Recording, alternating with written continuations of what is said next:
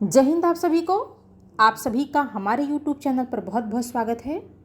आज की वीडियो कल की वीडियो की तरह बहुत ही महत्वपूर्ण है, क्योंकि आज की वीडियो में भी वही प्रश्न शामिल हैं जो कि टीजीटी के एग्ज़ाम में पूछे गए प्रश्न हैं। तो आशा करती हूँ कि आपको वीडियो पसंद आएगी। अगर वीडियो पसंद आती है तो चैनल को जो है सब्सक्राइब ज़रूर कीजिएगा, शेयर कीजिएगा और कमेंट बॉक्स में ज़रूर बताइएगा कि आपको ये प्रश्नों की श्रृंखला कैसी लगी। चलिए प्रश्नों की तरफ चलते हैं।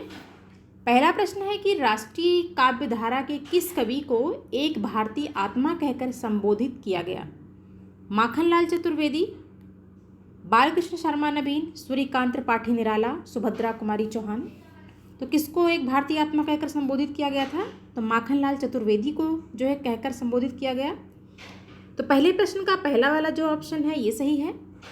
ये प्रश्न भी टीजीटी 2009 में पूछा गया प्रश्न है। दूसरा प्रश्न है निष्फल ना होने वाला कहलाता है?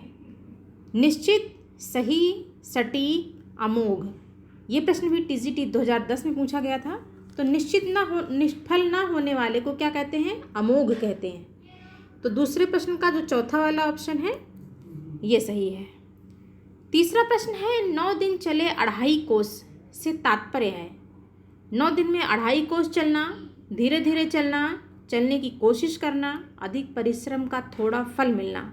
ये प्रश्न टीजीटी 2010 में पूछा गया प्रश्न है। तो 9 दिन चले 2.5 कोस का जो मतलब होता है वो होता है अधिक परिश्रम का थोड़ा फल मिलना। तीसरे प्रश्न का चौथा वाला जो ऑप्शन है ये सही है। चौथा प्रश्न है संविधान की किस अनुच्छेद के अंतर्गत हिंदी को संघ की राजभाषा का दर्जा मिला है? अनुच्छेद 343, अनुच्छेद 344, अनुच्छेद 345, अनुच्छेद 346। ये प्रश्न भी पीजीटी नहीं टीजीटी में पूछा गया। क्या है? टीजीटी में पूछा गया प्रश्न है। तो ये जो है कब मिला था, किस अनुच्छेद के अंतर्गत मिला है? ये अनुच्छेद 343 के अंतर्गत मिला है। चौथे प्रश्न का पहला वाला जो ऑप्शन है ये सही है। पांचवा प्रश्न है अष्टयाम के रचयिता कौन है? सूरदास, गोकुलदास, नाभादास, वल्लभाचार्य। ये प्रश्न भी टीजीटी 2011 में पूछा गया प्रश्न है। तो पांचवें प्रश्न का जो राइट ऑप्शन है कौन सा है? अष्टयाम के रचयिता कौन है? तो अष्टयाम के जो रचयिता हैं वो नाभादास हैं। पांचवें प्रश्न का तीसरा वाला ऑप्शन सही है। छठा प्रश्न है कौन सा कवि छायावादी नहीं है? निराला, पंत, प्रसाद, जयसी। ये प्रश्न भी टीजीटी 2011 में पूछा गया प्रश्न है। तो कौन सा कवि छायावादी नहीं है? तो इसमें जायसी जो हैं ये एक सूफी संत हैं और ये भक्ति काल के संत हैं, छायावादी के नहीं हैं। तो छठे प्रश्न का चौथा वाला ऑप्शन सही है। सातवां प्रश्न है तत्वदीप निबंध किसकी रचना है? वल्लभाचार्य, नाभादास, निम्बारकाचार्य, नंददास। ये प्रश्न भी टीजीटी 2003 में पूछा गया प्रश्न है। तो सातवें प्रश्न का राइट ऑप्शन कौन सा है? तो सातवें प्रश्न का जो राइट ऑप्शन है वो पहला वाला है, वल्लभाचार्य हैं। तत्वदीप निबंध की जो लेखक कौन है? वो वल्लभाचार्य हैं। आठवां प्रश्न है कि मनीषी की लोक यात्रा किसकी जीवनी है? प्रेमचंद की, निराला की। ये कभी नहीं कवि है। क्या है? कवि। कवि कवि तो कविनाथ गोपीराज की, शरद चंद्र की। ये प्रश्न भी टीजीटी 2003 में पूछा गया प्रश्न है। तो मनीषी की लोक यात्रा किसकी जीवनी है? तो कविनाथ गोपीराज की है। तो आठवें प्रश्न का जो तीसरा वाला ऑप्शन है ये सही है। नवा प्रश्न है जिंदगी नाम नहीं है, जिंदगी नामा है। ये मिसप्रिंट हो गया है लिखते समय। जिंदगी नामा, जिंदगी नामा। जिंदगी नामा किसकी रचना है? मन्नू भंडारी, मृदुला गर्ग, कृष्णा सोबती, उषा प्रियंबदा। ये प्रश्न भी टीजीटी 2003 में पूछा गया प्रश्न है। तो जिंदगी नामा किसकी रचना है? तो कृष्णा सोबती की रचना है। नवें प्रश्न का जो तीसरा वाला ऑप्शन है ये सही है इसमें। 10वां प्रश्न है जायसी के सर्वोच्च ग्रंथ का नाम है? आखिरी कलाम, अखरावट, कहरनामा, पद्मावत। ये प्रश्न भी टीजीटी 2004 में पूछा गया प्रश्न है। तो जायसी का जो सर्वोच्च ग्रंथ माना जाता है वो पद्मावत माना जाता है। 10वें प्रश्न का चौथा वाला ऑप्शन इसमें सही है। 11वां प्रश्न है कि स्मृति की रेखाएं रेखांकन के रचनाकार कौन हैं? डॉक्टर श्याम सुंदर दास, महादेवी वर्मा, हजारी प्रसाद द्विवेदी या महावीर प्रसाद द्विवेदी। तो स्मृति की रेखाएं किसकी हैं? तो स्मृति की रेखाएं जो वो महादेवी वर्मा की हैं, महादेवी वर्मा की हैं।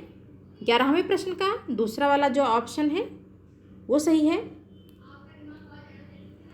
12वां प्रश्न है बीसलदेव रासों में किस शैली का प्रयोग किया गया है? श्रृंगारिक, आख्यान, गेय, प्रबंध।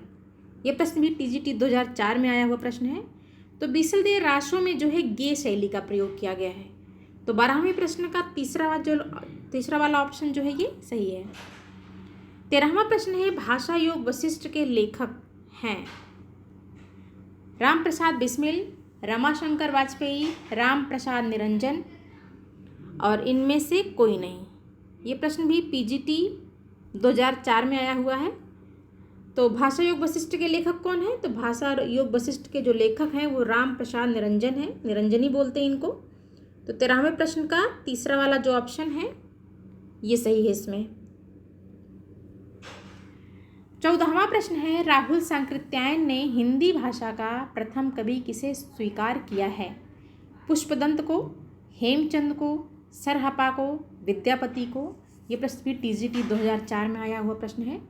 तो राहुल सांकृत्यायन ने हिंदी का प्रथम कवि किसे स्वीकार किया है? तो उन्होंने सरहपा को स्वीकार किया है।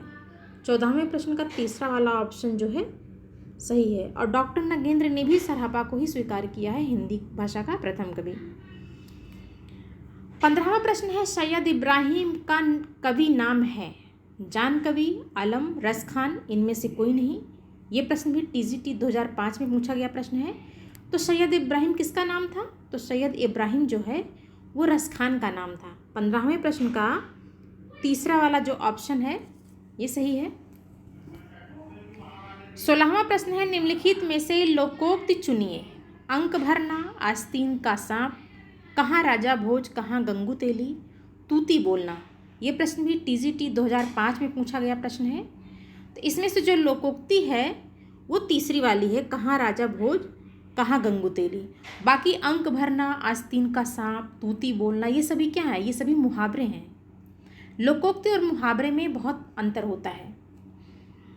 17वां प्रश्न है शिशुपाल वध के रचनाकार का नाम है? भास, भारवी, कुंतक, माघ। ये प्रश्न भी टीजीटी 2009 में पूछा गया प्रश्न है। तो शिशुपाल वध के रचनाकार कौन है? तो शिशुपाल वध के जो रचनाकार हैं वो कवि माघ हैं। 17वें प्रश्न का चौथा वाला ऑप्शन जो है ये सही है।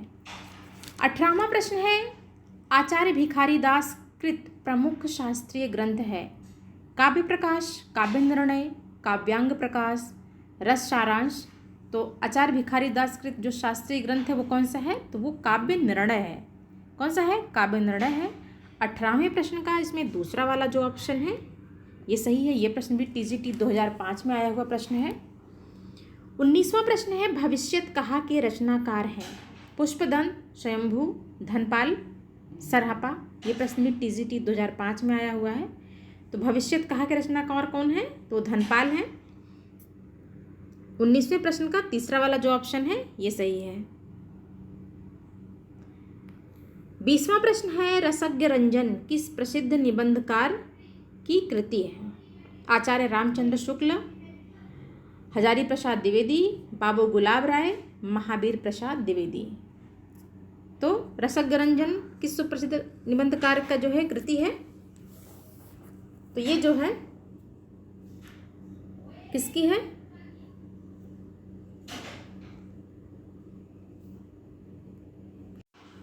तो किसकी है रसज्ञ रंजन? ये है आचार्य महावीर प्रसाद द्विवेदी की है। 20वें प्रश्न का चौथा वाला जो ऑप्शन है ये जो है सही है, आचार्य महावीर प्रसाद द्विवेदी। कलई खुलना मुहावरे का सही अर्थ है? रंग उतर जाना, सच्चाई का पता लगा यानी पता लगना, भेद प्रकट होना, चमक का गायब होना। ये भी टीजीटी 2005 में पूछा गया प्रश्न है। और ये रसज्ञ रंजन वाला टीजीटी 2009 में पूछा गया प्रश्न था। तो कलई खुलना का सही अर्थ मतलब क्या होता है? कलई खुलना का सही मतलब होता है भेद प्रकट होना। 21वें प्रश्न का तीसरा वाला जो ऑप्शन है ये सही है। 22वां प्रश्न है हरिवंश राय बच्चन की आत्मकथा के कितने भाग प्रकाशित हैं? 1, 2, 3, 4। तो हरिवंश राय बच्चन की जो आत्मकथा है उसके 4 भाग प्रकाशित हैं। तो 22वें प्रश्न का चौथा वाला ऑप्शन जो है ये सही है। और ये प्रश्न भी टीजीटी 2009 में आया हुआ प्रश्न है। 23वां प्रश्न है, आल्पीन और गमला किस विदेशी भाषा के शब्द हैं? फ्रेंच के हैं, अंग्रेजी के, पुर्तगाली के, जापानी के। ये भी टीजीटी 2009 में पूछा गया प्रश्न है। तो किसके हैं ये आल्पीन और गमला, किसके विदेशी शब्द हैं? तो ये जो है पुर्तगाली शब्द हैं। आल्पीन और गमला जो हैं ये दोनों पुर्तगाली शब्द हैं। तो 23वें प्रश्न का जो तीसरा वाला जो ऑप्शन है ये सही है। 24वां प्रश्न है, सुख सागर की रचना किसने की? सदल मिश्र, लल्लू लाल, इंशाअल्लाह खां, सदा सुखलाल।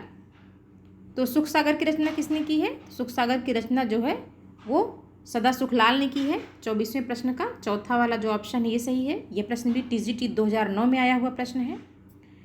25वां और आखिरी प्रश्न है कि कोणार्क नाटक की रचना किसने की? मोहन राकेश, जगदीश चंद्र माथुर, भुवनेश्वर, रामकुमार वर्मा। ये भी टीजीटी 2009 में आया हुआ प्रश्न है। तो कोणार्क नाटक की रचना किसने की थी? तो वो जो है जगदीश चंद्र माथुर ने की थी। 25वें प्रश्न का दूसरा वाला जो ऑप्शन है ये सही है। तो आज की वीडियो में महत्वपूर्ण टीजीटी के एग्ज़ाम में पूछे हुए 25 प्रश्न कंप्लीट हुए। आशा करती हूँ कि आपको ये वीडियो ज़रूर पसंद आया हुआ। अगर ये वीडियो जो है पसंद आया आपको तो इसको शेयर ज़रूर करिएगा। और अगर आप हमारे चैनल पर पहली बार आए हैं तो चैनल को ज़रूर सब्सक्राइब कीजिएगा। ये हमारी रिक्वेस्ट है आपसे, और हमको मोटिवेट करिएगा। जय हिंद।